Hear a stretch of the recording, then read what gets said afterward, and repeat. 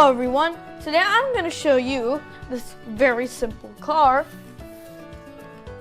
and we don't have much in our vehicle collection so far in our channel. All we have is like a bus and a tanker car, which isn't really enough. So let's get started by taking apart our car.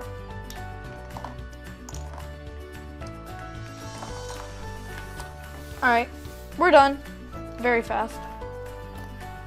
So we need one 2x2 slow piece, one 1x2 glass piece, one 2x2 piece, one of these 2x4 flat pieces, one of these 2x6 flat pieces, and 2 axles and 4 wheels. No, any of these can be in any color you like, as long as they are all the same color. Just like how I've done it.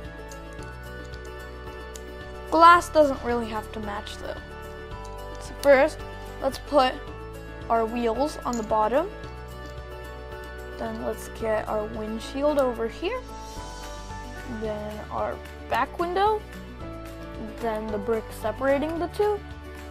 And then our roof. And that's our car. I hope you enjoyed this video. Like, subscribe, and share with all your friends. I'll see you next time. Bye. Beep beep. Beep beep.